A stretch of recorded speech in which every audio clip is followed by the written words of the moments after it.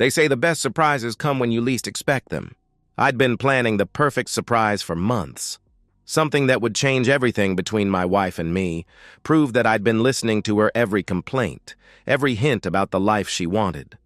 I had the confirmation email in my pocket, flowers in my truck, and 8 years of marriage that I thought was worth saving. But when I pulled into my driveway that Friday afternoon, ready to give Emma the surprise of her dreams, I found a silver Mercedes I'd never seen before, sitting where it didn't belong. Some surprises, I learned, cut both ways. And some discoveries change a man forever. What I found in my own bedroom that day didn't just end my marriage.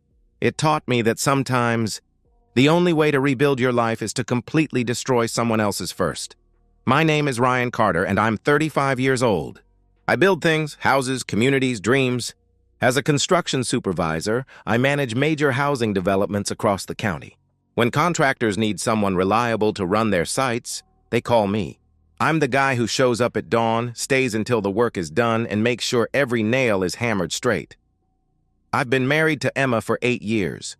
We met at my buddy Jake's barbecue when I was 27 and she was 24, working retail at some department store downtown.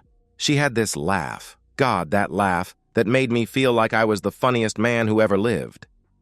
When she threw her head back and genuinely cracked up at my stupid jokes about construction mishaps, I knew I was done for. We married fast.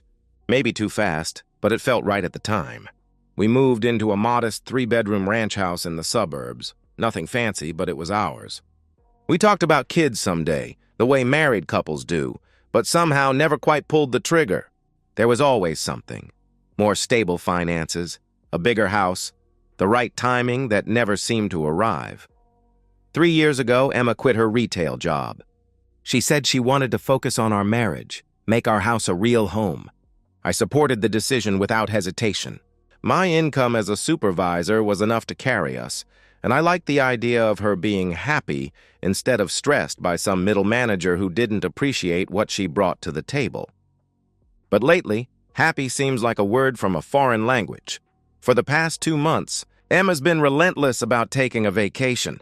We never do anything exciting. Ryan, she'd say, scrolling endlessly through Instagram photos of friends on tropical beaches, at all-inclusive resorts, living lives that looked nothing like our quiet suburban existence.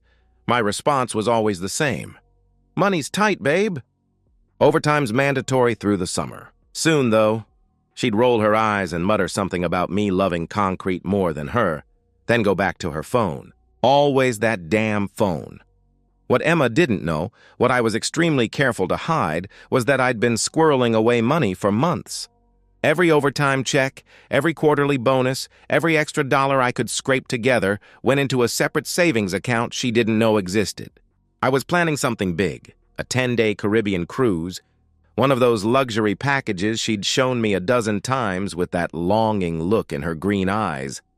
I'd been researching cruise lines, checking prices obsessively, watching for deals, waiting for the perfect moment to pull the trigger. Our 8th anniversary was coming up this Friday. I'd already decided. That's when I'd surprise her with the tickets. I could picture her face when I handed her that envelope, the shock melting into pure joy, maybe some happy tears. It would fix everything that had gone wrong between us. Prove I wasn't the workaholic she accused me of being. Show her I listened, that I cared about making her dreams come true. But Emma's complaints were getting sharper, more cutting. She'd started comparing our life to everyone else's. Sarah and Jake just went to the Bahamas for their anniversary. Why can't we ever go anywhere? She'd accuse me of being cheap, of prioritizing work over her, of not understanding what she needed from our marriage. I didn't argue. I just kept adding to that secret account, telling myself it would all be worth it when I saw her face light up. The irony was killing me. Every time she complained about money, every time she accused me of not caring about her happiness, I was literally building her dream vacation one overtime shift at a time. Soon, I kept thinking. Soon she'll understand everything. But Thursday night, something felt different. Emma barely spoke during dinner, just picked at the chicken I'd grilled, checking her phone constantly. When it buzzed with a message, she'd smile at the screen. Not a polite smile, but something genuine and warm that I hadn't seen directed at me in months. What's funny? I asked, trying to keep my voice light. She looked up like she'd forgotten I was there. "Nothing you'd understand," she replied with a dismissive tone. The words hit harder than she probably intended, or maybe exactly as hard as she meant them to.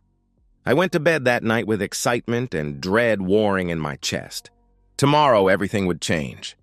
I just had no idea how completely I was right. Friday morning arrived with the kind of crisp autumn air that made construction work almost pleasant. I was at the site by 6 a.m., supervising foundation work on a new development that would eventually house 40 families. The concrete trucks were already lined up, drivers drinking coffee and waiting for my signal to start pouring. My phone buzzed around 9:30. The email I'd been waiting for. Booking confirmed. 10-day Caribbean cruise for 2, departing Miami in 4 weeks. I read it 3 times, grinning like an absolute idiot while standing ankle-deep in mud. Jordan, my foreman, noticed my expression and walked over. "What's got you looking like you won the lottery, boss?" he asked with a curious smile. "Anniversary surprise for the wife," I answered, unable to keep the pride out of my voice. Jordan laughed and clapped me on the shoulder. "You're a good man, Carter. She's lucky to have you." I couldn't focus after that email arrived. My mind kept drifting to the presentation. Should I do it over dinner at Catalina's, that Italian place she loved but we rarely splurged on? Or maybe keep it casual, just pull the tickets out of an envelope at home like it was no big deal. The casual approach might be better. Emma hated when things felt too orchestrated. At lunch, I drove to the site office and printed the confirmation. The paper felt significant in my hands, proof of months of sacrifice, of overtime shifts when I was already exhausted, of skipped lunches and brown bag dinners, of putting every extra dollar toward making her happy instead of buying myself the new truck I actually needed. I folded the confirmation carefully into a white envelope and slid it into my jacket pocket, right over my heart. But there was something nagging at me, a thought I couldn't quite shake loose. Emma had been different lately, not just complaining about vacations, but genuinely distant. She didn't ask about my day anymore. When I tried to kiss her goodbye in the mornings, she'd turn her head so it landed on her cheek instead of her lips. She was always on that phone now, always smiling at messages she never shared. Last week, I'd noticed she'd started wearing perfume around the house again, not for me, because she'd already be wearing it when I got home from work. When was the last time she'd gotten dressed up for me? I couldn't remember. I pushed the thoughts away. I was being paranoid, reading too much into normal behavior. She was just bored, frustrated with our routine. The cruise would fix it. It had to. I left the site at 2 p.m., telling Jordan I had anniversary preparations to handle. First stop, the florist for a bouquet of deep red roses, her absolute favorite, though we hadn't bought flowers in probably 2 years. Then the liquor store for a bottle of Pinot Grigio, the expensive kind she liked but never asked for. The clerk at the liquor store asked if it was a special occasion. "Anniversary," I replied, and the word felt good in my mouth. 8 years. Not perfect, maybe, but we'd made it work. We'd built something together. As I drove through our neighborhood, I allowed myself to feel genuinely optimistic for the first time in months. Tonight, I'd remind Emma why we fell in love. I'd show her I'd been listening to every complaint, every hint, every Instagram post she'd sighed over. The cruise wasn't just a vacation, it was a reset button on our entire relationship.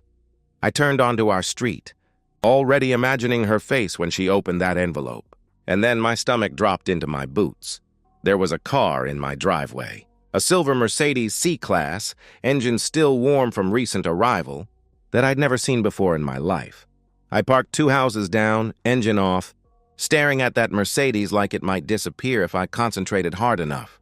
The house looked normal, blinds half closed like always, living room light on, Emma's car in its usual spot. But something was wrong.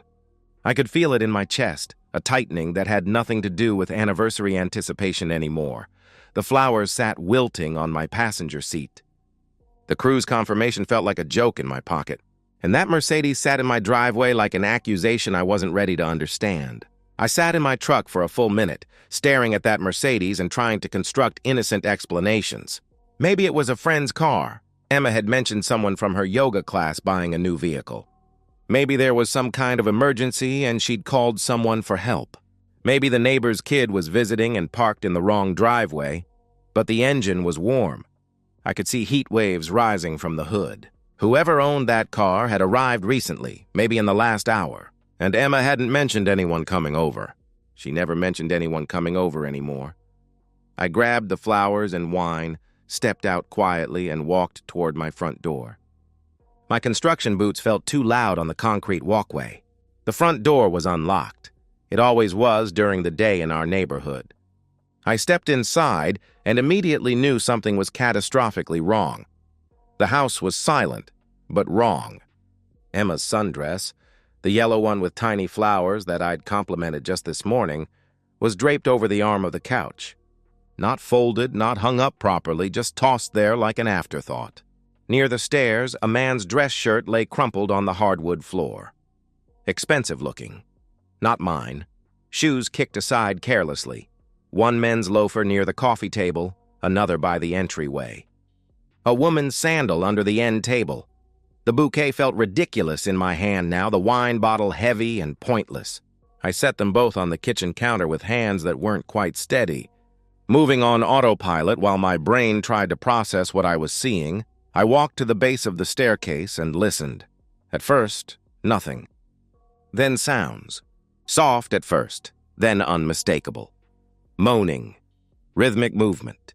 The creak of our bed, my bed, the one I'd made payments on for 4 years. The mattress we'd picked out together at that furniture outlet after test laying on a dozen different models. Something cold and sharp settled in my chest, pushing out the panic and confusion, replacing it with a clarity I'd never experienced before. The kind of clarity that comes when everything you thought you knew about your life explodes in a single moment. I walked back to the entryway closet and pulled out my old aluminum baseball bat from college. The Louisville Slugger I hadn't touched in years. Then I took out my phone, opened the camera app, hit record, and propped it up on the hallway table facing the stairs. If this was what I thought it was, I wanted proof. I climbed the stairs slowly, deliberately. Each step was silent despite my size. 15 years of construction work had taught me how to move quietly when necessary. The sounds from the bedroom got louder as I climbed. Emma's voice, breathless and urgent, saying things I hadn't heard her say in months. Another voice, male, low and encouraging. I reached our bedroom door. It wasn't fully closed, just cracked enough that I could see through the gap. What I saw destroyed 8 years of my life in a single glance. Emma was on our bed, completely naked, on top of someone. A man I'd never seen before. Mid-30s, dark hair, expensive watch still strapped to his wrist. They were too lost in each other to notice me standing there, too absorbed in their betrayal to sense the end of the world happening 10 feet away. I didn't hesitate. I kicked the door open with enough force that it slammed against the wall.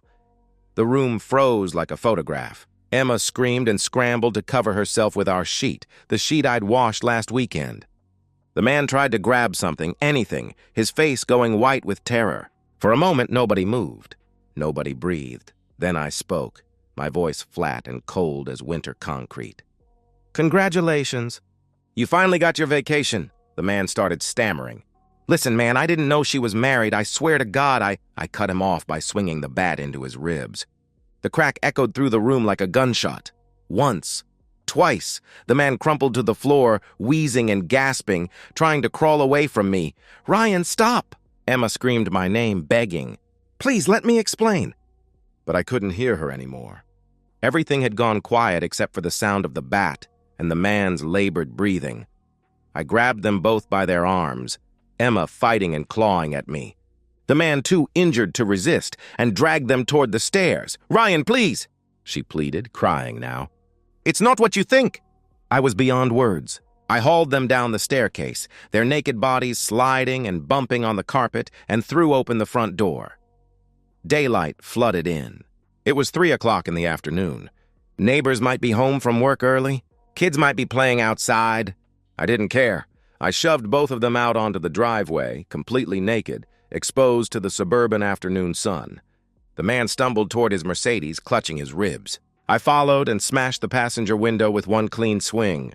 "You ever come near my house again?" I said, my voice still terrifyingly calm, "and I'll finish the job." The man didn't respond, just fumbled for his keys with shaking hands and drove away, leaving a trail of broken glass and blood on my driveway. I walked back inside, slammed the door, and locked every deadbolt. Emma was pounding on the door now, sobbing. "Ryan, please let me in!" she begged through the wood. "I can explain everything. It wasn't supposed to happen like this!" I walked to the kitchen, poured myself 3 fingers of whiskey, something I almost never did, and sat at the table. The envelope with the cruise tickets sat next to the wilted roses, still sealed. I stared at it for a long time, then picked up my phone and watched the video I'd recorded. Emma's voice, saying another man's name. The stranger in my bed. My wife's betrayal, documented and undeniable. Outside, Emma's crying eventually turned to screaming, then to silence. I didn't move from that kitchen chair. I sat there all night, lights off, listening to her occasional attempts to get back inside, trying the back door, tapping on windows, calling my name through the walls. I didn't open the door, not once. At dawn, I finally stood up, made 3 copies of the video file, and got dressed in my best suit. I knew exactly where I was going. To a lawyer's office, to make sure Emma lost everything the same way I just had. I didn't sleep. Couldn't sleep. At 6 a.m., I walked out my front door into the gray morning light. Emma was gone. Probably walked to a friend's house or called someone to pick her up after I'd ignored her pleas all night. I didn't care where she went. She'd made her choice. I drove straight to the law office of Martin Reese, a divorce attorney my foreman Jordan had mentioned once during a conversation about a mutual friend's messy split. Reese had a reputation, thorough, ruthless, and expensive. Perfect for what I needed. The receptionist tried to tell me Mr. Reese didn't take walk-ins, especially not at 6:30 in the morning. But something about my face, or maybe the way I was holding myself, made her reconsider. She made a quick phone call, spoke in hushed tones, then looked up at me with different eyes. "Mr. Reese will see you now," she said nervously. Martin Reese was 60, gray-haired and unshakable. His office walls were lined with law books and framed settlements. The kind of man who'd seen every possible way a marriage could implode. He gestured to a chair across from his massive oak desk. "I want to file for divorce," I said without preamble. "I have proof of adultery." Reese leaned back in his chair, studying me. "What kind of proof?" Instead of answering, I pulled out my phone and played the video. No warning, no setup, just pressed play and let the evidence speak for itself. The footage was explicit and undeniable. Emma in our marital bed with a stranger, their voices clear and incriminating, followed by my violent response to catching them. Even Reese's practiced expression faltered as he watched. "Jesus Christ," he muttered when it ended. "You assaulted him." "He was in my house, in my bed with my wife," I replied coldly. "I'm claiming temporary insanity driven by the discovery of adultery." Reese rewound the video, watched it again, taking careful notes. "The violence complicates things legally, but the adultery, with video evidence this clear and graphic, you'll get everything. The house, all marital assets, no alimony payments. She'll have no grounds to contest anything. How fast can you make this happen?" I asked. 2 weeks to file all paperwork, 4 to 6 months to finalize if she doesn't fight it. With evidence like this, she won't fight it." "She can't," he answered confidently. "I wrote a retainer check that emptied half my checking account. Start today, I will." "But Ryan," he looked at me seriously. "This video, the assault, it could have criminal implications. You might want to prepare for—" "Let them come," I interrupted. "I'm not hiding from anything I did. That afternoon, I returned home to find my in-laws' Toyota Camry in my driveway." I sighed. I'd known this confrontation was inevitable. Emma's father, Dale, was standing on my porch, red-faced and furious. Her mother, Samantha, looked worried but defensive, the way mothers get when their children are in trouble. "You threw our daughter out into the street naked," Dale shouted the moment I stepped out of my truck. What kind of man does something like that? "You humiliated her in front of the whole neighborhood." I unlocked my door without responding and gestured for them to come inside. They followed, Dale still shouting about my unforgivable behavior. She had to walk 4 blocks to a gas station to call for help. Samantha cried. "How could you do that to her?" "She's traumatized." I walked to my laptop, opened the video file, and pressed play without saying a word. The room went silent except for the sounds coming from my computer speakers. Samantha covered her mouth with both hands. Dale's face drained of all color, his anger transforming into something closer to nausea. They watched their daughter betray her marriage vows in graphic detail, heard her voice saying another man's name with passion she'd never shown me. When I dragged them naked down the stairs in the video, Samantha turned away completely. I stopped the video and closed the laptop. Now you know what kind of woman your daughter really is. Dale opened his mouth, closed it, opened it again. No words came out. Samantha was crying harder now, but not for Emma's humiliation, for the disappointment, for the shame of raising someone capable of this. I'm filing for divorce, I continued, my voice steady and final. She gets nothing. Not the house, not the savings, not a dime of spousal support. The video ensures that if she comes near this property again, I'm calling the police for trespassing. But where is she supposed to go? Samantha asked weakly, her voice barely a whisper. That's not my problem anymore, I answered without emotion. She made her choice when she brought another man into my bed. She can live with the consequences. I showed them to the door. They left without another word. Dale's shoulders slumped in defeat, Samantha still crying silently. Emma wasn't with them. I wondered if they'd even picked her up or just come straight here to yell at me first. I didn't care enough to ask. Over the next 2 weeks, the legal machine moved with efficient brutality. The video was submitted as evidence. Emma's attorney, a public defender since she had no money for private counsel, advised her not to contest the divorce. The adultery was indefensible, captured in vivid detail.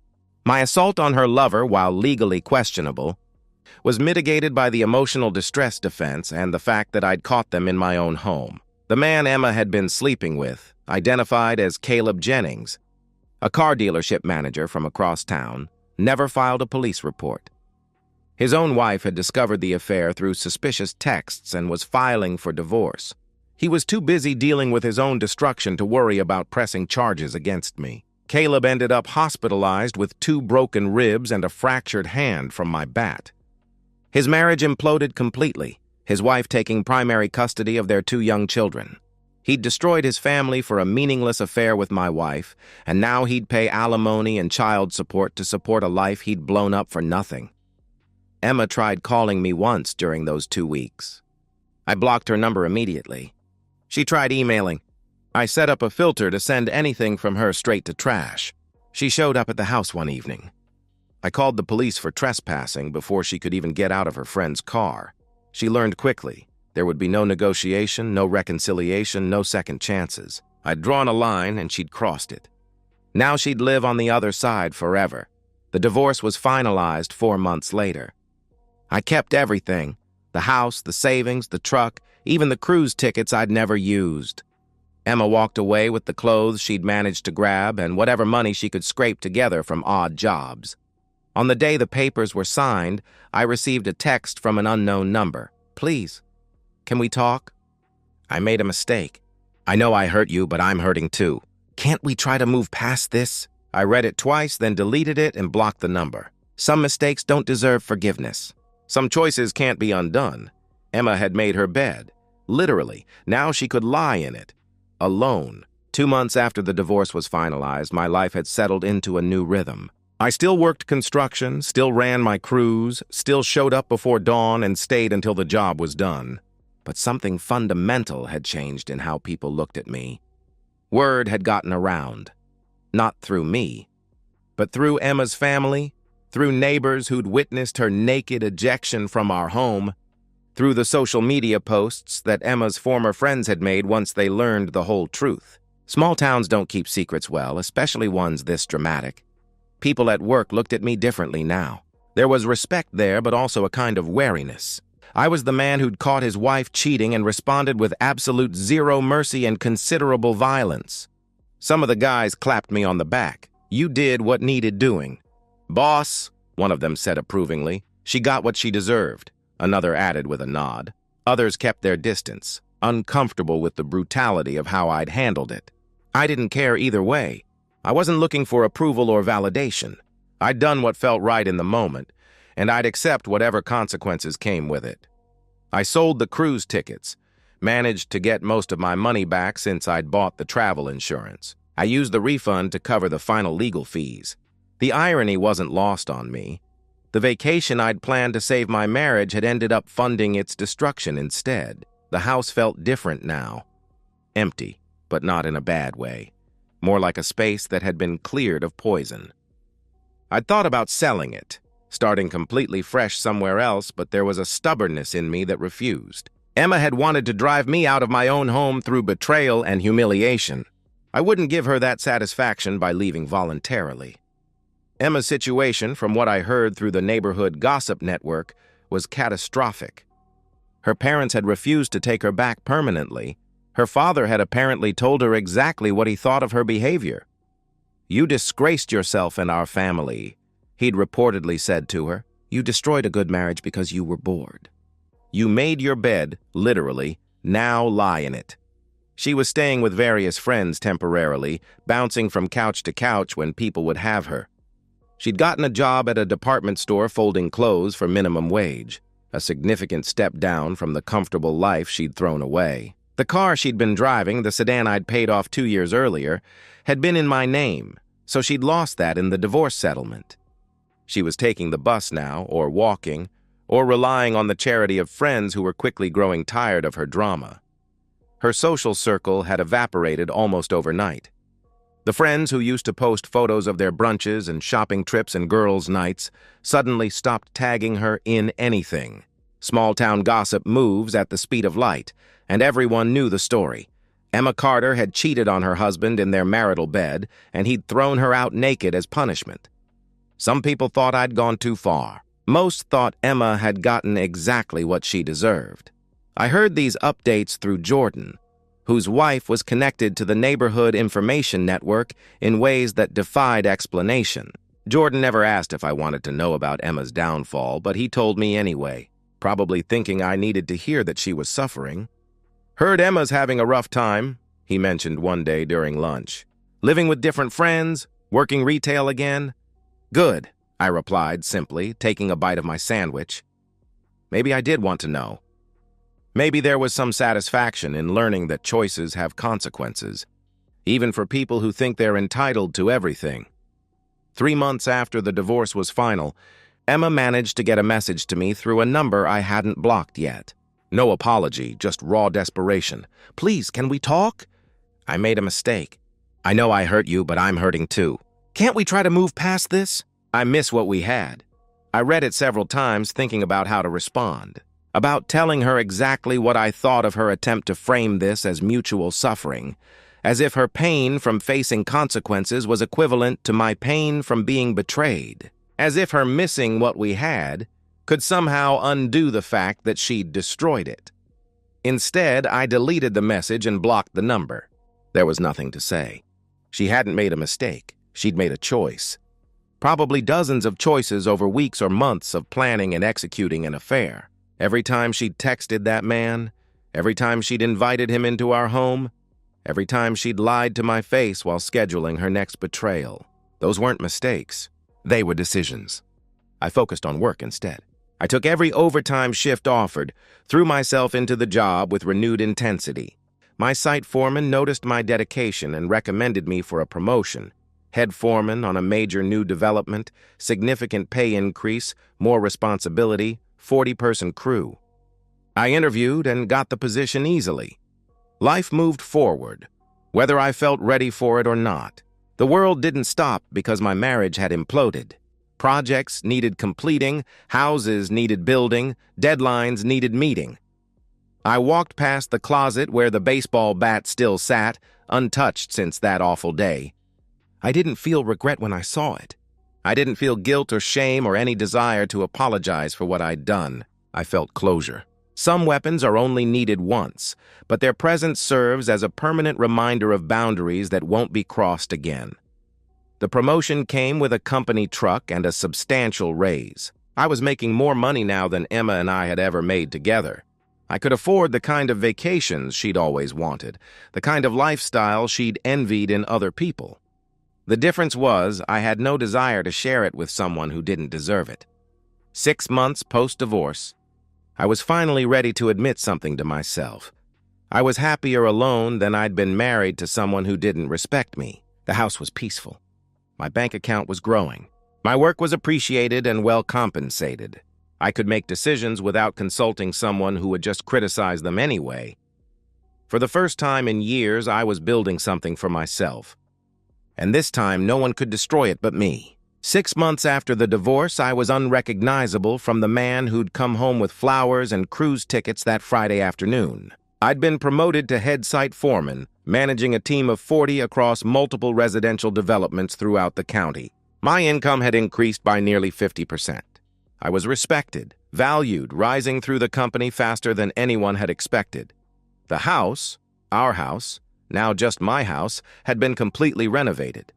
New paint in every room, new furniture chosen by me alone, every trace of Emma systematically erased and replaced. I'd dated a few women casually, nothing serious. I was honest about not being ready for anything serious, and most women appreciated the transparency. Some stayed around for a while, some moved on quickly. I was fine either way. Physically, I was in the best shape of my life. I'd converted the guest bedroom into a home gym, worked out religiously before dawn every day, channeled everything into iron and discipline and control.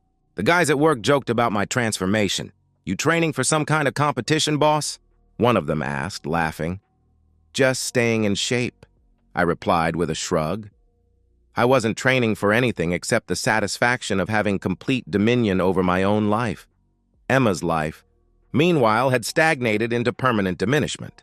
She was still working retail, still riding the bus or walking everywhere, still living in temporary housing situations, friends' couches, short-term rentals she could barely afford, her parents' basement when they'd allow it, which wasn't often.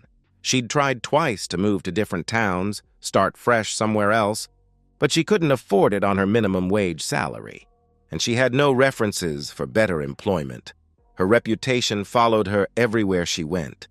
Potential employers would Google her name and find the public divorce records, the documented adultery, the assault incident involving her lover. Landlords would see her lack of rental history and employment instability and choose other applicants.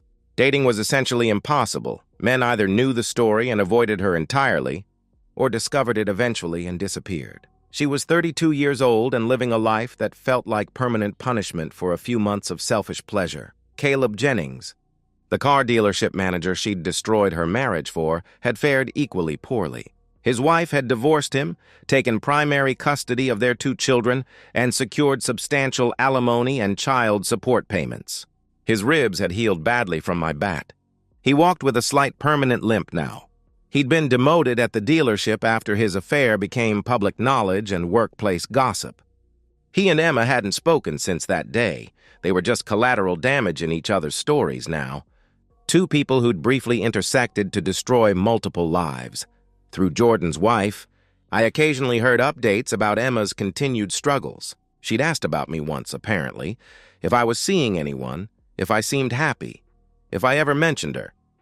"Tell her I'm doing great," I told Jordan when he relayed this. "Tell her I don't think about her at all.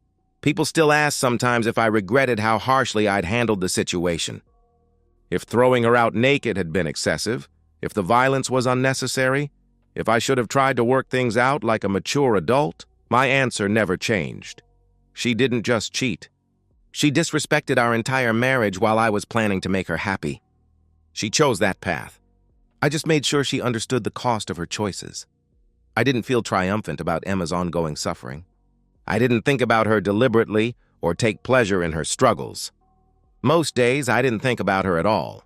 But when I did, there was no regret. Only the quiet satisfaction of knowing I hadn't compromised my dignity or self-respect for someone who had neither. The baseball bat still sat in the closet. A reminder not of violence, but of boundaries. Of the exact moment I had decided my self-respect was non-negotiable and my marriage wasn't worth saving at any cost. I hadn't needed the bat since that day, and I was confident I never would again. As I sat in my renovated living room on a quiet Sunday evening, drinking good whiskey and watching a game on the new television I'd bought without consulting anyone, I reflected on the path that had brought me here. A year ago, I'd been planning a surprise cruise for a woman who was betraying me in my own bed. Now I was planning a solo fishing trip to Alaska, something I'd always wanted to do but never could because Emma hated the outdoors. The difference was simple. I'd stopped trying to make someone else happy and started focusing on my own life. I'd stopped accepting disrespect and started demanding the treatment I deserved. I'd stopped being a victim and started being a man who knew his worth. Emma had given me an unexpected gift when she brought that stranger into our bed. She'd shown me exactly who she was, and she'd forced me to decide who I wanted to be in response. I'd chosen strength over weakness, justice over forgiveness, self-respect over reconciliation. I didn't destroy Emma's life. She did that herself when she chose immediate gratification over long-term commitment, when she chose a stranger over her husband, when she chose betrayal over honesty. I just refused to let her destroy mine in the process. That wasn't revenge. That was survival. And sometimes, survival requires a baseball bat and the willingness to use it. I didn't destroy her life, I said aloud to my empty, peaceful house. She did that herself. I just refused to let her destroy mine, too. That's not revenge. That's survival. The words echoed in the silence, true and final. Some lessons only need to be learned once, but their echoes last forever. Emma had taught me that trust, once broken, can never be repaired. I'd taught her that actions have consequences, and some consequences last a lifetime. We were both excellent students,